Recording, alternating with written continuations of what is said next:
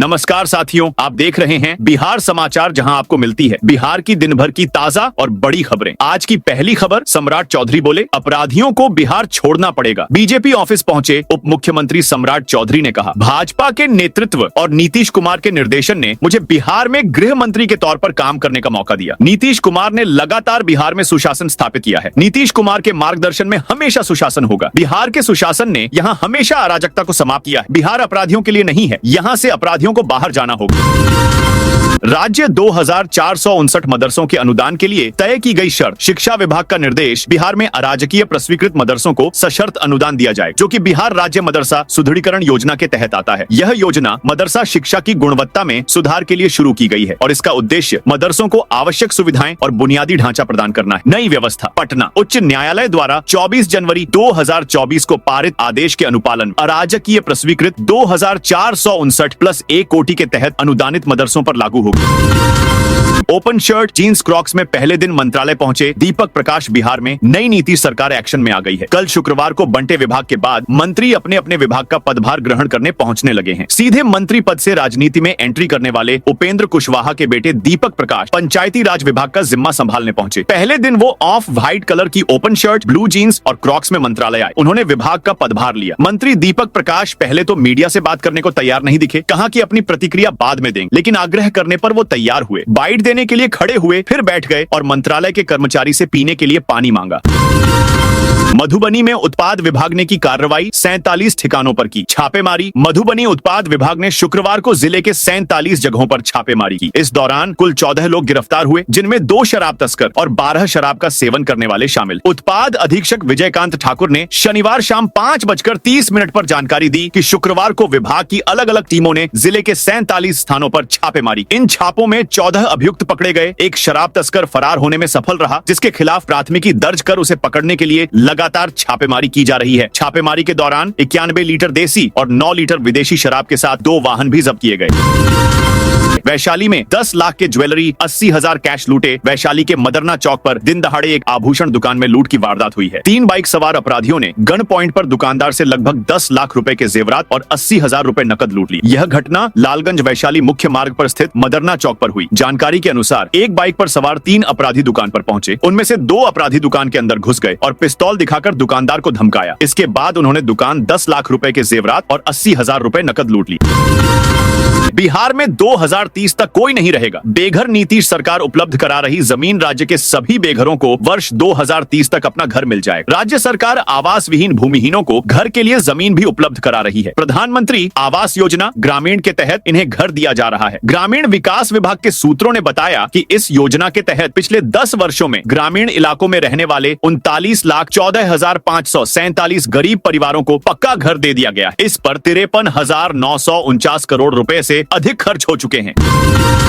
भीड़ ने पुलिस को घेरा, दरोगा ने 4 राउंड फायरिंग की। सीतामढ़ी में शनिवार को भीड़ को कंट्रोल करने के लिए दरोगा को 4 राउंड फायरिंग करनी पड़ी। बताया जा रहा है कि परसौनी गांव में पिकअप से प्रतिबंधित मांस ले जाने की सूचना मिली थी। गांव के करीब 100 लोगों ने गाड़ी को घेर लिया। मौके पर हंगामा शुरू हो गया। भीड़ आरोपी को गाड़ी से निकालकर पीटने लगी। इसी दौरान मौके पर पुलिस पहुंची। पुलिस आरोपी को गाड़ी से निकालकर पीटने लगी, को अपनी कस्टडी में लेने की कोशिश करने लगी। भीड़ उग्र हो गई। पुलिस के साथ धक्का मुक्की शुरू हो गई। इसके बाद भीड़ पर काबू पाने के लिए दरोगा को 4 राउंड फायरिंग करनी पड़ी।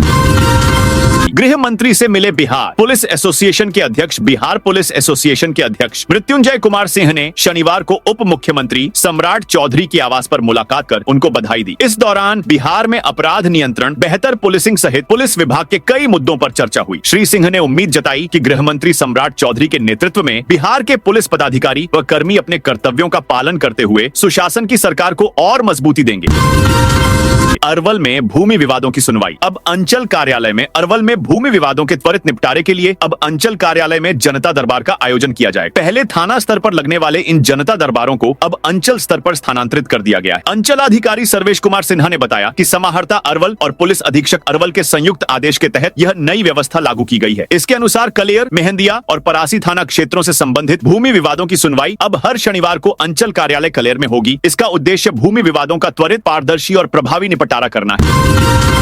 मधुबनी में सदर अस्पताल से जागरूकता रथ रवाना। मधुबनी जिले के सदर अस्पताल से शनिवार को जनसंख्या नियंत्रण जागरूकता अभियान के तहत 21 रथों को हरी झंडी दिखाकर रवाना किया गया। इन रथों को civil surgeon doctor Harendra Kumar और डीसीएम नवीन कुमार दास ने हरी झंडी दिखाई। ये रथ जिले के सभी 21 प्रखंडों में जाकर लोगों को जनसंख्या नियंत्रण के प्रति जागरूक करेंगे। डीसीएम नवीन कुमार दास ने बताया कि यह पहल जनसंख्या नियंत्रण के लिए की गई। उन्होंने कहा कि देश की जनसंख्या चीन से भी आगे निकल रही है, जिसे नियंत्रित करना अत्यंत आवश्यक है।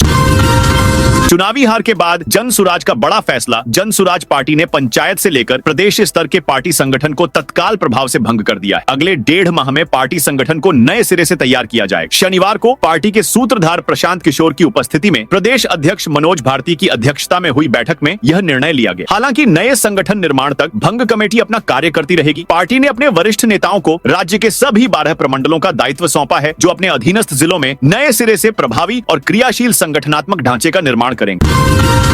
मैट्रिक परीक्षा का डमी एडमिट कार्ड जारी 27 नवंबर तक सुधरेंगी त्रुटियां। बिहार विद्यालय परीक्षा समिति ने वार्षिक माध्यमिक परीक्षा 2026 में शामिल होने वाले सभी छात्र छात्राओं के लिए डमी एडमिट कार्ड जारी कर दिया है। बोर्ड की आधिकारिक वेबसाइट पर अपलोड किए गए इस डमी एडमिट कार्ड के माध्यम से विद्यार्थी अपने व्यक्तिगत विवरण, विषय, फोटो, नाम, माता पिता के नाम सहित सभी सूचनाओं की सावधानी पूर्वक जांच सकते हैं। किसी भी प्रकार की त्रुटि पाए जाने पर विद्यार्थी निर्धारित अवधि के भीतर ऑनलाइन सुधार करा सकेंगे। समिति ने त्रुटि सुधार के लिए 21 से 27 नवंबर तक की तिथि तय की है। सम्राट चौधरी समेत कई मंत्री सोमवार को पदभार ग्रहण करेंगे। सम्राट चौधरी सोमवार दोपहर 1 बजे पद संभालेंगे। एक बार फिर लघु जल संसाधन विभाग की जिम्मेदारी संभाल रहे जीतन राम मांझी के बेटे संतोष सुमन भी सोमवार को पदभार ग्रहण करने वाले हैं। विभाग के कई मंत्री हैं जो शनिवार को विभाग का मंत्री पदभार ग्रहण करने के बजाय सोमवार को करेंगे। भू राजस्व विभाग एवं खनन विभाग की जिम्मेदारी संभाल रहे विजय सिंह सोमवार को 11 बजे से 12 बजे के बीच विभाग का पदभार लेंगे।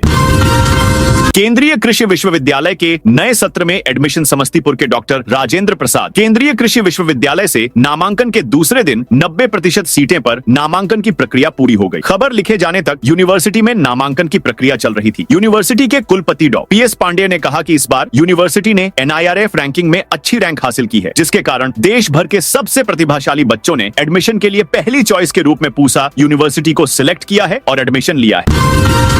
समस्तीपुर में राम जानकी विवाह में शामिल होंगे 5000 बाराती। अखिल भारतीय श्री रामचरितमानस प्रचार संघ के राष्ट्रीय अध्यक्ष आचार्य सत्यनारायण मिश्र ने कहा है कि विवाह पंचमी के मौके पर समस्तीपुर में श्री सीताराम विवाह महोत्सव का आयोजन बाबा बिजेश्वर धाम में किया जाएगा। श्री सीताराम विवाह महोत्सव समिति के बैनर तले इस कार्यक्रम का आयोजन होगा। शनिवार को आयोजित संवाददाता सम्मेलन के दौरान उन्होंने जानकारी देते हुए बताया कि 25 नवंबर को श्री राम बारात श्री राम जानकी मंदिर समर्थक कल्याणपुर बम्बैया से निकाली जाएगी।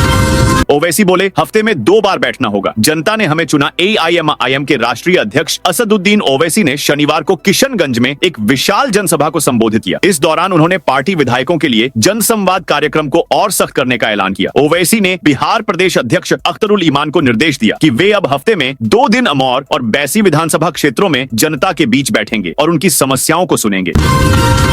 पटना के शिक्षण संस्थानों में सड़क सुरक्षा अभियान। अनिवार्य सड़क सुरक्षा को लेकर छात्रों और युवाओं में जागरूकता बढ़ाने के लिए जिला परिवहन पदाधिकारी पटना ने एक खास पहल की है। DTO कार्यालय की ओर से जिले के सभी शिक्षण संस्थानों में सड़क सुरक्षा जागरूकता कार्यक्रम आयोजित करना अनिवार्य कर दिया गया है। इनमें स्कूलों, कॉलेजों, कोचिंग सेंटर सहित अन्य शिक्षण परिसर शामिल हैं। यह निर्देश supreme court committee on road safety और सड़क परिवहन एवं राजमार्ग मंत्रालय द्वारा जारी दिशा निर्देशों के अनुरूप है। आवास योजना के सर्वे में शामिल लाभुकों का होगा सत्यापन। प्रधानमंत्री आवास योजना ग्रामीण के तहत आवास प्लस 2024 के माध्यम से जिन परिवारों को शामिल किया गया था, उनका 100% सत्यापन किया जाएगा। औरंगाबाद जिले में सर्वे के क्रम में 2,29,104 परिवारों का नाम दर्ज किया गया था। इसके आलोक में अब इनका सत्यापन किया जाना है। इस संबंध में DDC के स्तर से सभी BDO को निर्देशित किया गया है। काराकाट में बिजली विभाग की छापेमारी। रोहतास जिले के काराकाट प्रखंड में बिजली विभाग ने बिजली चोरी के खिलाफ बड़ी कार्रवाई की है। कनीय विद्युत अभियंता संजीत कुमार के नेतृत्व में गठित एक धावा दल ने गुप्त सूचना के आधार पर छापेमारी कर 3 लोगों को बिजली चोरी करते हुए पकड़ा। यह छापेमारी काराकाट, बाद टोला और अन्य क्षेत्रों में की गई। पकड़े गए आरोपियों में बाद टोला गांव के अजीत कुमार, काराकाट गांव के कैमुद्दीन और रमेश कुमार शामिल हैं। तो दोस्तों, यह थी आज बिहार की दिन भर की ताजा और बड़ी खबरें। अब कल मिलते हैं नई खबरों के साथ।